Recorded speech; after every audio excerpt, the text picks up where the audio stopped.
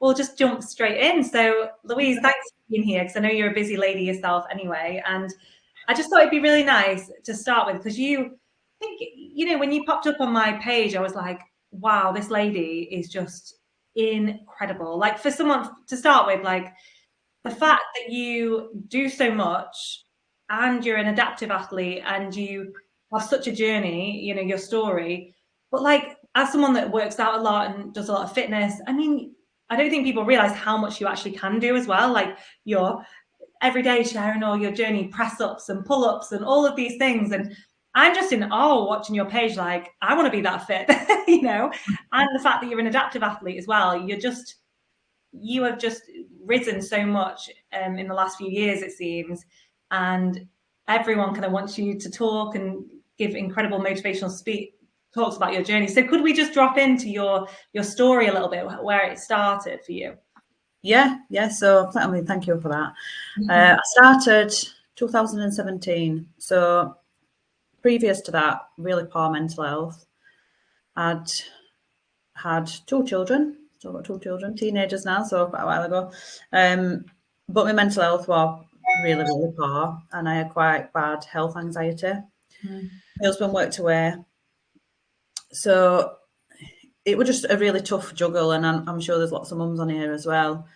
But because I have got one arm, I found it even more difficult, as in I couldn't do the basics of things. I couldn't bath my children. I couldn't open jars. I cracked all my teeth, trying to do certain things. And I needed something for myself.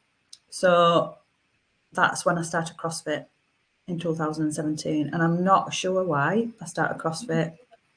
Everything that I could choose. But I did.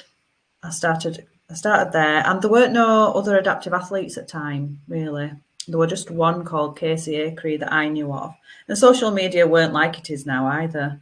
Yeah. So I had to figure things out. I spent probably the first 18 months very frustrated, crying a lot, trying to be like everybody else.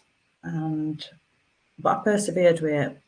Again, I'm not sure why. Probably because what came from it weren't as tough as the mental health that I had, I suppose. And have you always struggled with your mental health? Like, is this something you had since you were like really young as a child, or were there some key moments in your life that made you feel like you weren't enough, or you weren't, your self-worth went down or something?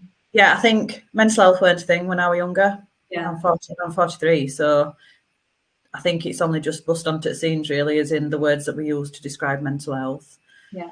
It's not been that long. So looking back on reflection, yes, I've always been an anxious child. I was always very, very anxious. And it all makes sense since I've reflected. I've done a lot of self-reflection. So yeah, always suffered, really, but just didn't know. I was just a worrier. That's what my mum said. I'm a worrier. It's so true though, because it's like, it's so normal now for people to say I struggle with anxiety, and even men, like, it's becoming more normal, let's say. Yeah. Back then it was kind of like, you just get on with it, and your parents, I mean, a lot of parents were just like, just carry on, you've just got to fight through this, get on. And there wasn't like mental health days or No.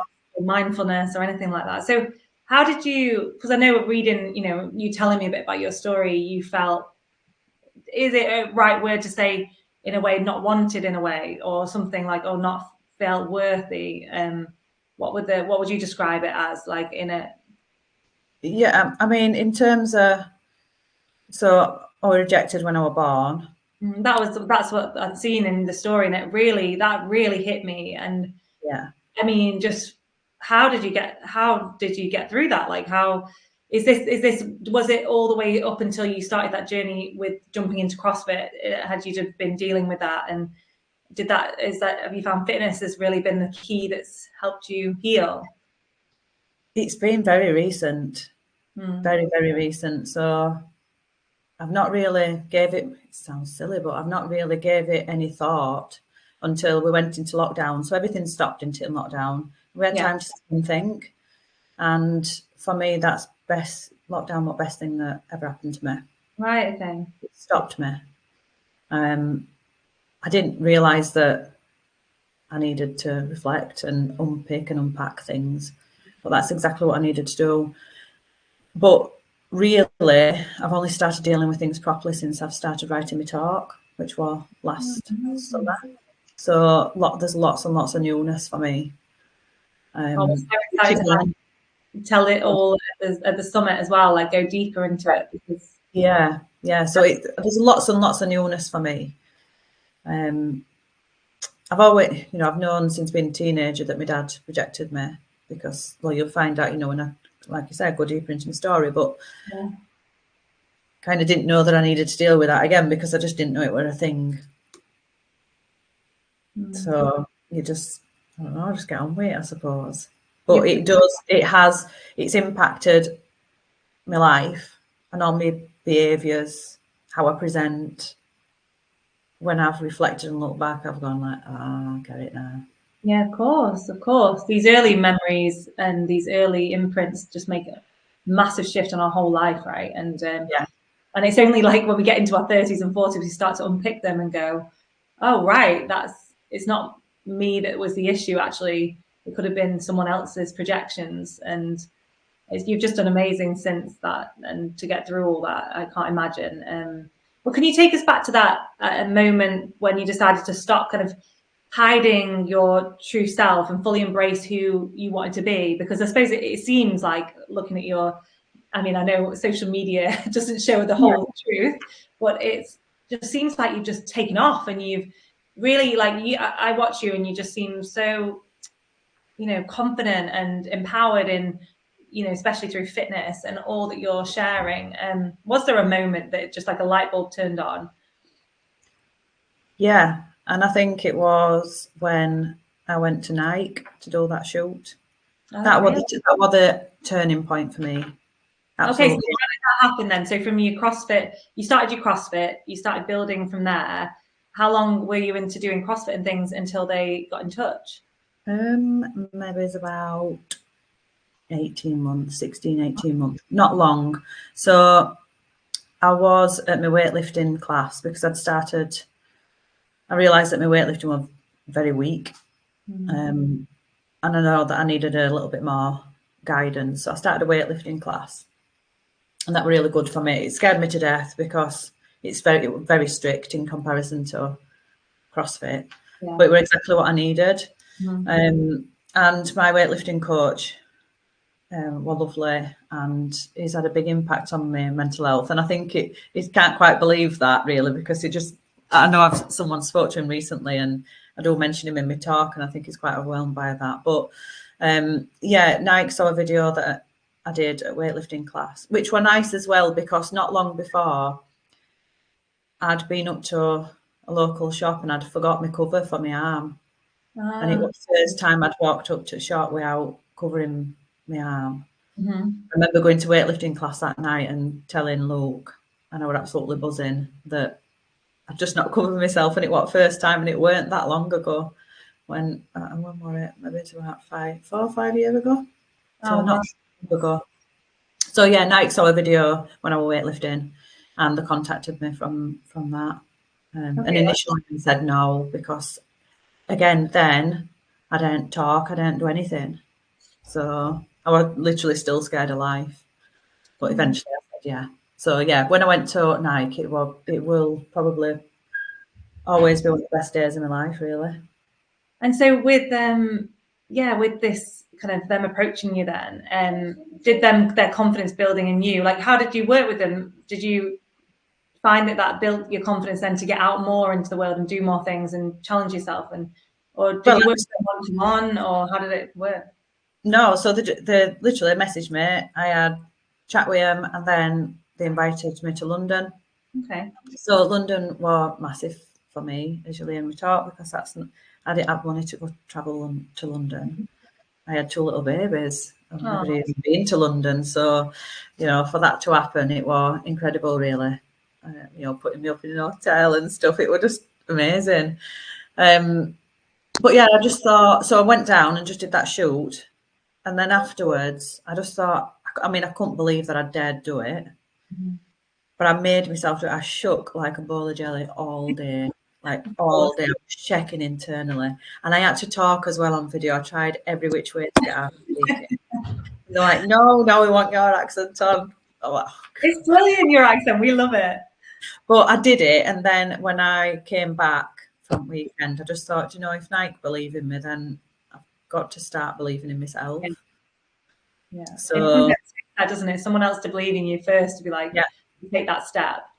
And now it just seems like you've got opportunity after opportunity coming at you. And I hope now it seems like you're really getting into that self-belief and that resilience of, I can do this. And what happened after that then? So after that, I enrolled onto a PT course because I always convinced myself that I couldn't do it. Like, I always thought, well, who's going to want a PT with one arm? Like, what can I show them? I can't even lift properly.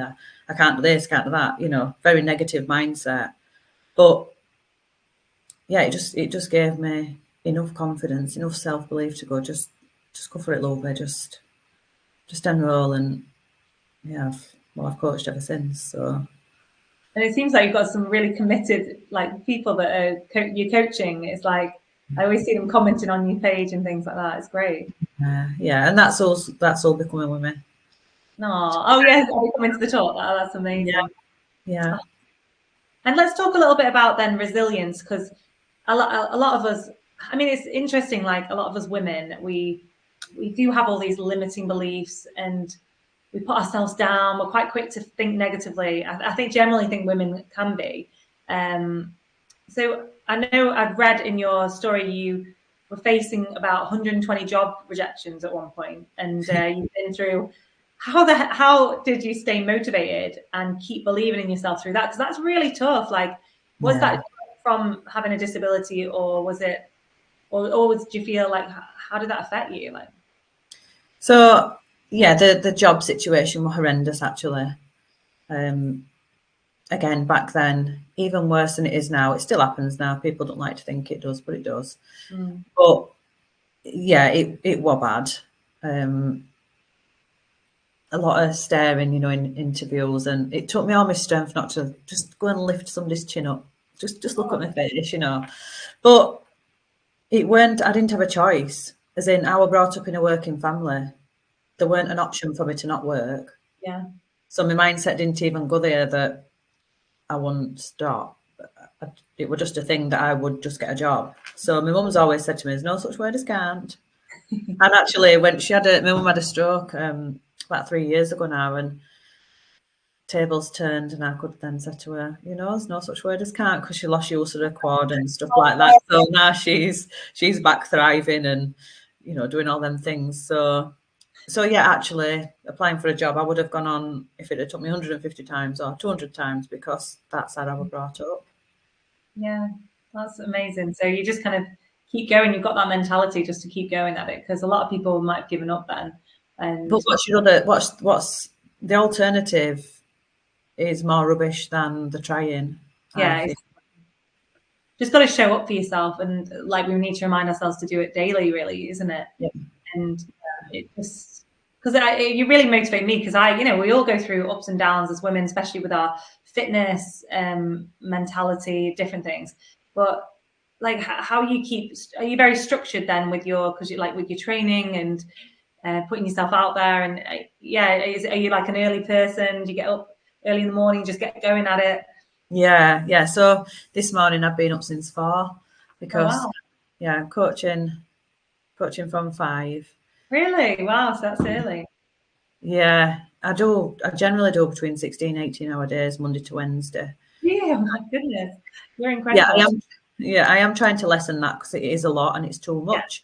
Particularly since obviously, as you know, I left my husband in September. So again, another lot of newness there, and a lot of trying to figure out how to actually fit everything in. But yeah, in terms of training, I have that as a priority, because that's me putting my own mask on first. It is really important to me to do my training. So I put it in my diary as though it's an appointment, and I coach around that. I work for a local authority 3 days a week, Monday to Wednesday. So they're set times as well. And then I coach after work. That's great.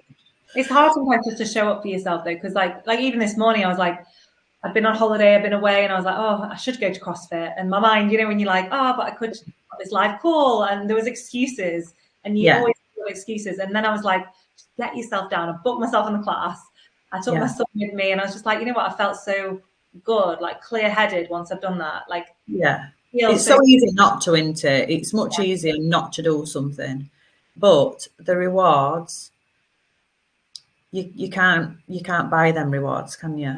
You just for can't. everything. Like we had yesterday, these 3 doctors at our event at the Glass House, similar to where you're going to be coming in May. I And wanted to watch that, but I'm working. yeah, and I was really surprised that they actually had a slide on strength training. They actually talked about it. And I was like, wow, I didn't expect these doctors to talk about it. And they just said actually how much it affects our brain health and how much it affects our behaviors and mindset and creativity. Like you always get your most creative thoughts for business and everything when you're working out. And it's so true because you don't have as many limiting beliefs. You don't have as many anxiety episodes, all of that, I think. Well, you're doing the hard route, aren't you, to creating that dopamine rather Yeah. than doing the quick fix, fun, junk food, alcohol. You've got to do Yeah. the hard things to get that dopamine built up nice and slow, which we don't do as a society now, do we? We're very And quick. you make better choices, right? When you've got Yeah, that, once you've done it in the morning, I feel like you make better choices for your day. You don't then turn to the yeah, junk food and all that. So it's so yeah. important. And yeah, what else? I've got some other questions written down here. Let me just have a look. So if for anyone struggling with self-acceptance, because we do have a lot that say it at our groups, like our monthly Okay. networking, is there any advice you'd give to someone had like any advice you wish someone had given you earlier in life? Like, So I'm still on the self-acceptance journey. I'll be completely honest. yeah. I've only started not covering my arm, if you like, for probably the last 5 year. So I have only seen myself as someone as having a disability for such a short amount of time. Mm-hmm. And only recently, in the last few weeks, have I understood why. Mm-hmm. Which again, I know sounds bizarre, but until you experience certain things in life, you don't get to understand. And the awful video that Katie Hopkins put up, I know we spoke about it, didn't we? Mm-hmm. Whilst it did really, really trigger me and it really made me sick to my stomach. Yeah. And for people that are not aware, I'm going to try and get a video clip of that actually and put it into my talk for Wellness Summit. But for the people that are on here that are not aware, Katie Hopkins went on her Instagram and just literally berated people with limb difference. She was very vocal, very she was outwardly gipping about people like me. And I think when we already think about a self, we don't need someone else confirming that. There's a Yeah. lot of children that watch social media that have got a lifetime of that in front of them. We have people stare at us every single day, multiple times a day. And I know that people don't like to think that that still happens, but it absolutely does. So for someone to come on and make fun, it's horrendous. But I do like to use reframing Yeah. because it's very easy to spiral into that negative mindset. And then we just only search for negative, don't we? So from that, I did then realise why I covered my arm and why I've accepted Mm-hmm. but not yet learned to love it. And that's because I've wrapped it all up in shame and the stigma that's attached to it. And whilst that might seem a really simple thing, I've not thought of that before.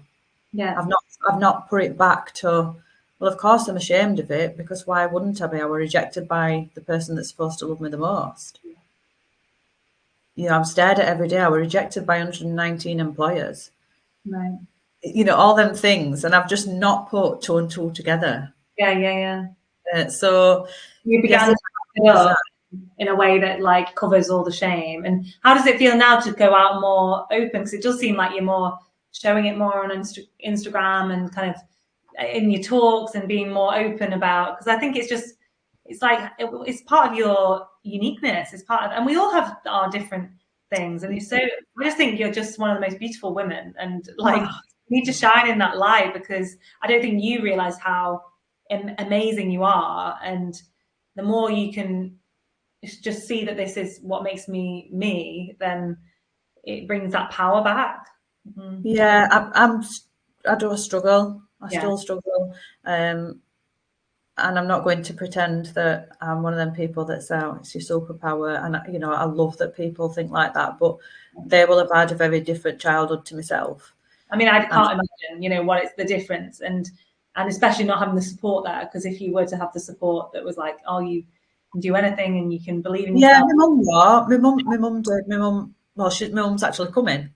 Oh, great. Yeah. But we always hold on to the negative, don't we? We know that. We're hardwired to hold on to negative. So holding on to that negative and that negative self-talk for 35, 36, 37 years is a lot. Yeah. And it's a lot to unpick and unpack.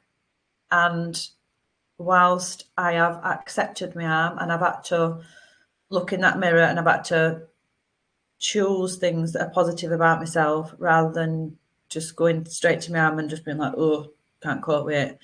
But I'm still not there. I don't like photos of my arm. I don't like it. I don't like how I move. I don't like how I walk. But I am trying. And when I come to Wellness Summit, I've made a promise to myself that I'm going to wear a dress that is not covering my arm. Oh, do. Yes, do. Because Unless it's cold. If it's cold, I will have to cover my arm because it hurts. It actually hurts when it's really cold. So unless it's cold, I've made a promise to myself, because I've put it out there on social media, and that's for me to be accountable. yeah. Because unless I see myself for who I truly am, I'm never going to get used to it. And you know what? We all have these things that we don't like about ourselves as well. I know it's not to the same scale, of course, but you know, and it's starting to, yeah, like send some love and try and just be open to that area of. It's a tricky one, but I'm so excited just to hear your journey and like everything you've shared so far. And did you said so you like have these habits do you have any habits or daily rituals that help you? You said a little bit about saying things positive to yourself in the morning. What things really work for you? Yeah, I mean, I've built them up over years, really, since lockdown. And I'd not really understood until I read a book, but I've basically reset my vagus nerve without realising. So, Oh, yes. so that's another business that I'm just setting up now, and that's around vagus nerve science. I'm fascinated by the vagus nerve. I recorded a meditation the other day, how to kind of balance out the vagus nerve and Yeah. So tell us a bit more about this business then as well, if you don't mind. No. So it's called SLE 123 Science Life Education, and it's set up by Dr. Sally Needham. So she's trained myself and her sister Emma. So SLE is also Sally, Louise, and Emma. Okay. Sally works in football and she works with elite athletes. So she has trained us up on brain body connection. Wow. And it got started because I coached Sally and I coached Sally's sister. But when my children started at school, I weren't happy in terms of what the one met with at school. And I recognised that they were going into school in fight or flight, and that the teachers were in fight or flight. And I know that, and I understand that there's no learning can take place in that time. And also that I run a very calm household, so I certainly don't want to send my children somewhere that's not calm. So that's kind of how we're born through that, really. And Sally noticed me rocking side. A lot, aren't they? A lot of schools or work environments are like that. We're in that fight or flight a lot. Yes. Yeah. And I really recognise that, having done the work on myself. See, I was brought up in a household that there were a lot of violence. So again, that's another thing that why I'm anxious, or why I was anxious. So I absolutely know that I didn't want that for my children. So to send them into that vulnerable setting, I didn't want that. So yeah, there's a lot of dysregulated adults. And as we know, dysregulated adults can't regulate a dysregulated child, so they just clash. Yeah. And yeah, we're very new. We've got a training course tomorrow at a local. Really? Yeah. We can then, if you have to share the links and things, is it something you can do like an online course or something, or how does it work? So we prefer it in person just because it is very personable. Okay. But we are doing one for a local authority via Zoom. Tomorrow we're going to a local care home. Oh, So we they're would love to really have nice. one here on our circle platform. It'd be cool if you did one over here. It'd be great. Yeah, definitely. It's just people recognizing there's really high staff sickness, but people are not understanding of the brain and Mm. the body. So we actually know more about our space than we do our own brain, which is mind blowing in itself, isn't it? So it's just understanding why, and I needed to understand why. Why were my behaviours like they were? Mm-hmm. Why do I act like I act? And for me, if I understand why, I can then learn to cultivate new habits and new behaviours. So I started with breathworks. Mm-hmm. I did a breathworks course, just a little one in lockdown. So I do diaphragmatic breathing before I go to bed every night. And then before I go on stage, I tend to do the, double breath in Yeah. and slow breath out just to regulate myself. So yeah, do all that. I try and get sunlight in the morning, for circadian rhythm. Mm-hmm. I clearly eat healthy most of the time. I am very balanced, and I'm actually going to York this Wow, weekend. true as well. So I don't, Well. yeah, I don't like a wine. I'm going wine tasting this weekend, so I'm Oh, excited. nice. You need Yeah, both. You need the balance, don't we? It's like, and you do seem to eat really good, and then the weekends have a little. You need a rest day, don't you? yeah. So it might seem like they're quite basic habits, but I'm very consistent. Yeah, and that's the key. It's the key. Like we were talking about yesterday, the doctors that actually one of the biggest things getting out in the morning to regulate your body, actually up to sleep at night. So if you can get out in the sunlight in the morning for 20 Yeah, minutes, it regulates you to go to sleep better, your it does. hormones, everything through the day. And it's something that we could all take away from this call because just with it being so beautiful outside in England, which we never get, Yeah, just getting out and having a cup of tea in the morning or going on a run, it yeah, just resets your whole circadian rhythms. It's amazing. yeah. It does because I know people concentrate a lot on time that they go to bed, but actually we set as circadian rhythm on a morning. So yeah, getting that bit of sunlight or just even splashing some cold water on your face to help with that dopamine. And So do you yeah, every day as well, or do you have a rest day? Are you quite consistent with your? um, so yeah, I prefer to work out every day. You do, yeah. You're on it, aren't you? I love it. You're very Yeah. motivated. Yeah, this weekend obviously I'll not train because I'm in York. Yeah, yeah. But if you're But off for the weekend, yeah, I do like to train every just because I enjoy it. So if I yeah. don't weight train, then I will run. Although I'm not a runner, I don't identify as a runner. It's Uh, interesting, isn't it? Because I think we change though as we go on through life. Because I started as a yoga teacher like over 15 years ago, and then I slowly started to get into my running just as a just something to do, go to the park runs and things. Never called myself a runner, but then with this now, it's like I never thought I'd get into CrossFit. But I think that everyone should try CrossFit or some kind of weight training because once you do, how it benefits your mind and your mentality, creativity.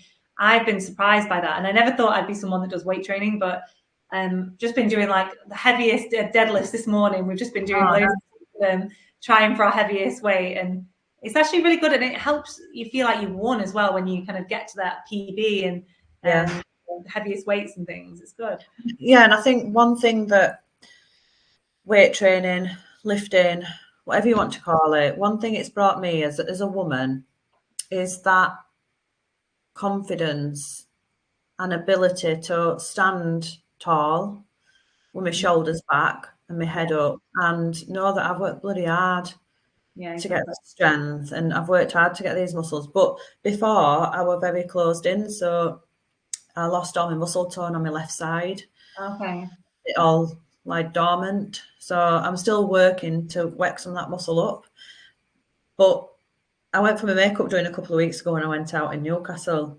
And the first thing that the makeup artist said to me, and I always think there's one of the biggest compliments for me is, oh, you got lovely posture. And that's a real compliment to me because my posture was awful. Oh, Not right. like a few years ago, I was like, if I were on call now, I'd be sat like that, scrunched Yeah. over because I'm riding my arm. So I Okay. think for a woman to be able to stand tall, I think particularly after giving birth as well, because we tend to want to close in, and that presents as a lack of confidence. So 100%. Yeah, we need to stick like shoulders all in back. our posture, and it actually helps you. There's science that shows it helps with your rhythms and everything. If you sit up tall and you chest proud, and feeling Yeah, that, and it's how other people perceive you as well. Other people will perceive you as being confident. yeah. Well, so Like, as well as that, eye contact. I find like my mum used to say, always just look up and try to get off your phone and be like present, because actually you end up like smiling at someone and then you might pass that smile on, and it, and I feel Yeah, like it's good always to be open to being very proud and confident, because you'll attract more opportunities and different things to come. yeah, absolutely. So I think, yeah, strength training, whilst it's great whilst you're doing it, you get to do all the hard stuff. You get to do things that other people would love to do but can't do for whatever reason, whether it be health, disability. We get to do this. Yeah, It it's also brings so enough. much. Mm. Yeah, it brings, and I think teenage girls as well. I could be really embarrassing as a mum, but they love it. Oh, that's To their great. friends. Yeah, to their friends. Yeah, I'm because you cool. do it so much. You're like so strong. I mean, honestly, when you're doing those pull-ups with a weight, she does pull-ups with a weight attached to it. Like, Yeah, and I'm it's like, really I tiny. can't even do that. Like, it's like, and you only have the one arm. I'm like, how do you do it? It's Well, incredible. I think, yeah, somebody told me I couldn't do them. So, Ah, yeah, here we go. Yeah, you're like, I'm not having anyone say I can't. exactly that. Yeah, don't tell me I can't. I think you need to do high rocks next. I'm like, have you done one yet? I've done a relay one, but do want to do a doubles one with my friend. Oh, And I'd do one with you if you fancy it. yeah, well, I'm up for it. I mean, the burpee broad jumps are an issue for me, as in I use tool mats to Yeah. level myself out, so I'm not quite sure how that would work. But yeah, I do love competing. There's Love a lady I competing. saw on the High Rocks Instagram. They shared someone who also had one arm, and she was, I don't know what she did at the burpees, but it was interesting to see anyway. And yeah, I'd love to collaborate on something like that. Right, some more questions here.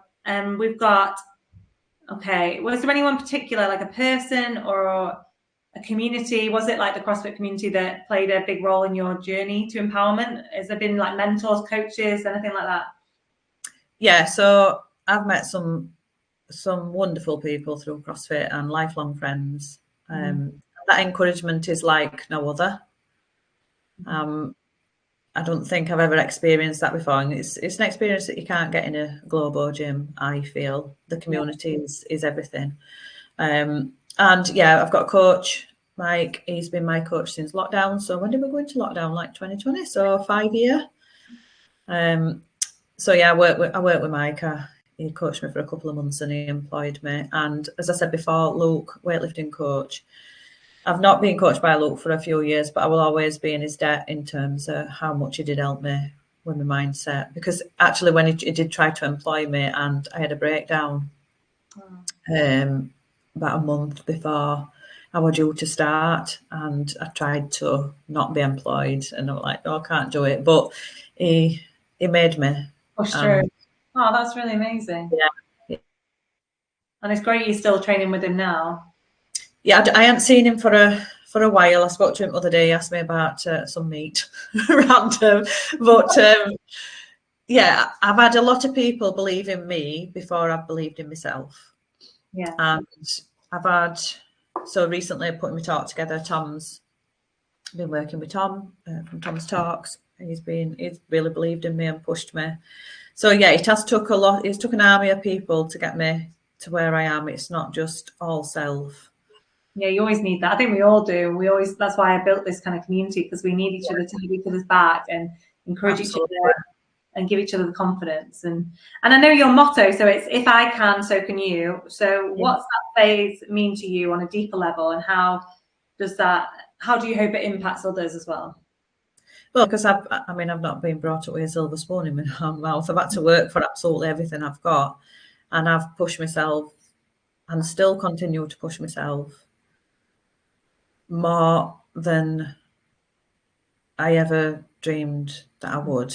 And I'm not anybody special. I am just somebody that has realised and recognised that I could not continue on that path. And the only way to get on a different path was to push myself straight out that comfort zone. And that is hard. It's easier not to. It's easier to sit in discomfort to your comfort. But I weren't happy with where I was. So there's only one person that can change that. Yes, it takes an army of people to support you, and I've still got the most amazing support. But ultimately, I either sit and be sad, Yeah. or I do the hard stuff and make my body shake and make my belly hurt, but do it anyway. And I've vowed to myself that every single year I will do something that pushes me very, very far out my comfort zone. Because if I'm not there, I'm not growing.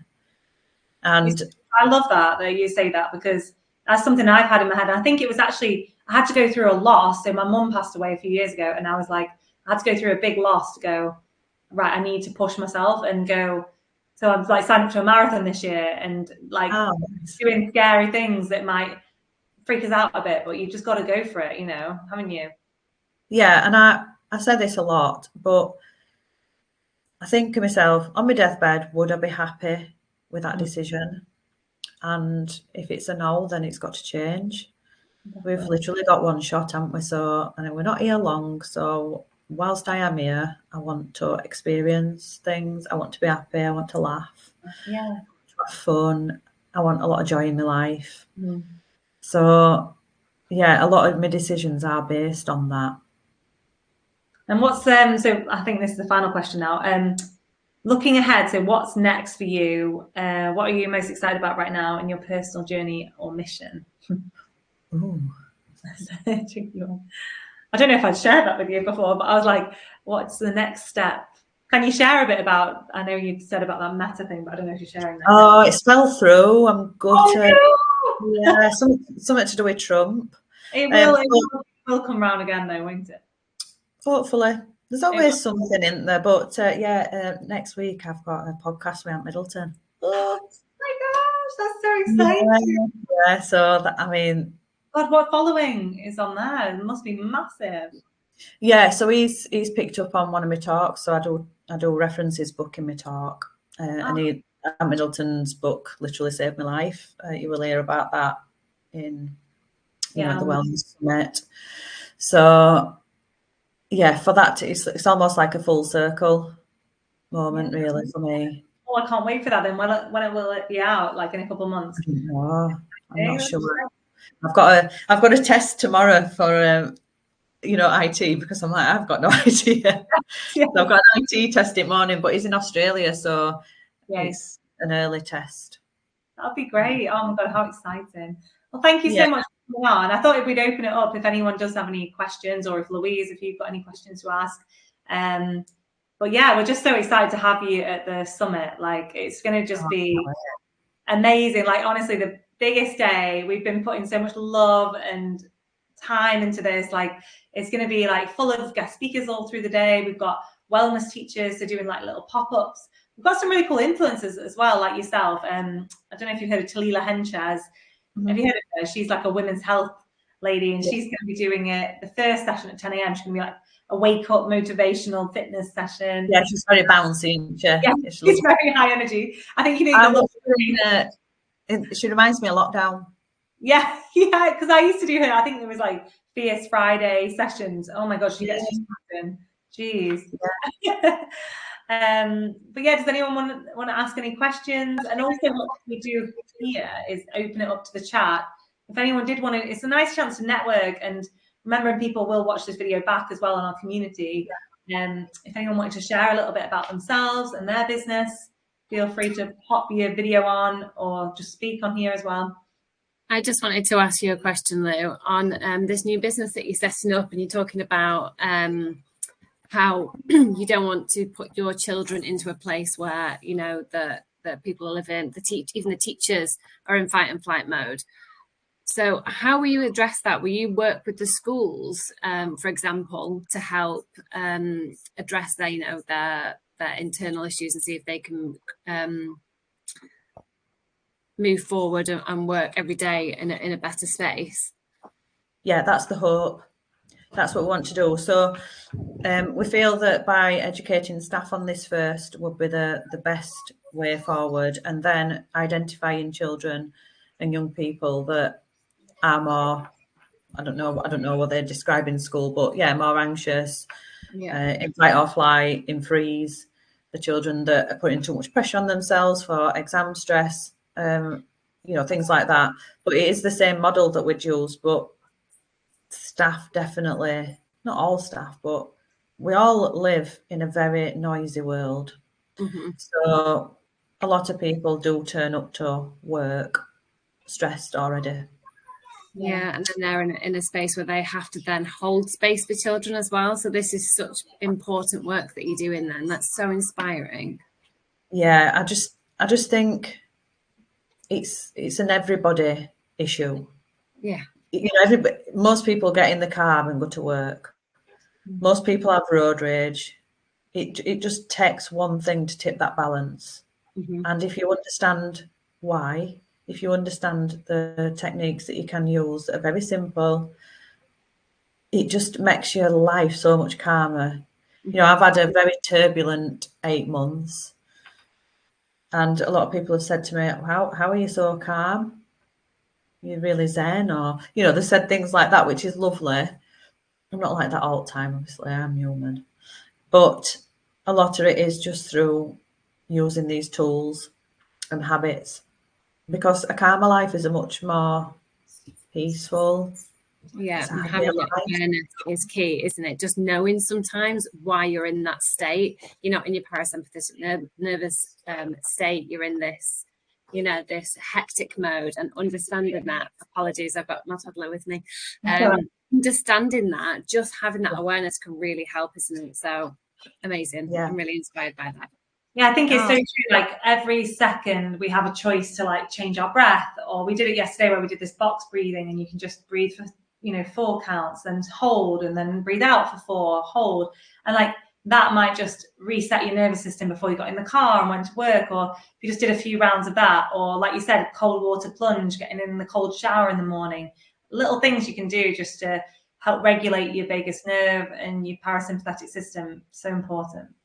Yeah, really excited by it. Like I say, it's in its infancy. We've got a lot to learn in terms of the business side of things. I've been researching for years, and like I say, I've reset my vagus nerve. But yes, hopefully it will start snowballing. I've done a first aid delivery this morning, because that's another new role that I'm going into. Random, but lady, I would love to get you in our school. Whenever you're ready, I'll give you the contact, because they need that. We're ready to go. Okay, right. I'll after then, because I'd love to get you that. Yeah, and maybe we do something on here.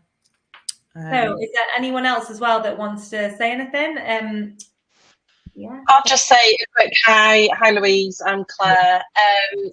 I just think you absolutely inspirational. I was following you before I even realised that you were coming on and doing this talk. So I texted my husband, like, oh my God, I'm on a call with Louise. He just thinks you're as well, with the whole like the powerlifting and strength training. So you are inspirational. And I think as women, we have this imposter syndrome, and I've certainly got it now. I'm a marketing consultant, but I'm just going through this bit of a lull. But I'm human, we all have those times. I set myself a challenge to run the London Landmarks Half Marathon. I am not a runner. I did it, I smashed it, I loved it. So I feel like I need something else in the diary now to aim towards and work towards. So I think I'm going to do the half in Manchester. But you are inspirational, so I just wanted to say thank you, and I've really enjoyed this. Oh, thank you very much. And if you've got imposter syndrome, you're exactly where you need to be. If you haven't got imposter syndrome, you're not growing, are you? Exactly. Very true. Very true. Thank you. It's inspiring. Worries for it. Yeah, I love it that you've done a half marathon as well. And it's about pushing ourselves, isn't it? Doing hard things. And I can't wait for you to talk. Claire's actually going to be a speaker in May as well. Other event. We've got a networking event, because we're reaching into new areas now. We're starting to go into other towns. We'll have to start coming to Yorkshire soon enough. Yeah, Claire's an incredible marketing lady. Oh my God, the experience you've had, Claire, as well. I think we're all going to just learn so much from you. I can't wait for the 20th. It's going to be great. Yeah, no, it's going to be really good. Yeah, no, looking forward to it. So I worked in the corporate world for like 20 odd years as a sales and marketing director. Took the leap of faith just as COVID hit. without realizing COVID was going to hit, to set up my own business. So I support small businesses with their marketing strategy, but also the implementation. So not just, oh, there's a plan, good luck, see you later. It's actually helping them implement that plan. So if it's, you know, branding, website, socials, copy, the events, the list goes on really. So it's a whole mix of stuff, Let which me is check great. your name then, because Down. we It's are all sitting in a business. So and Yeah. it is that whole thing of, yes, we can deliver, but goodness me, what are we going to do about social? You know, just even running my own social media account is a lot. It's like a full-time job, I isn't it? know. People don't. It is. And that's why we have to outsource. You know, it's simple, like things like even at home, you know, if you don't have time, you get a cleaner, you get someone to help you with your ironing, you get your food delivered by a Gusto or whatever. You have to sometimes outsource, and it'll save you time. So I'm dead lucky. My daughter, she's 19. I set her up as a sole trader, and she's a social media guru. So she's been doing it since she was 14. I'm dead proud of her. She's nailing it. So she looks after a lot of businesses, social media accounts. So yeah, I'll send you a note on Instagram. I don't know if you see your messages that often, but I can send you a note with my contact details. And when is this next event? This So that's networking on the 20th of May, so 2 days after the big wellness summit. It's in Nantwich. I think that might be not as far for you to travel. But welcome. Yeah. Wow. Brilliant. We will. I can't wait to see you at the summit. We'll reshare this on our page, and I might share a few little clips on socials if you're okay with that as well. Yeah. From the talk. Yes. But yeah, so excited, and I want to hear more about your other business as well. That sounds good. You'll have to mention that at the summit too. I do. It's in my talk. So. Oh, fabulous. All right. Well, we'll speak soon. Thank you. Thanks, Lovely everyone. to meet you. Bye, lovelies. Bye. See ya. Bye.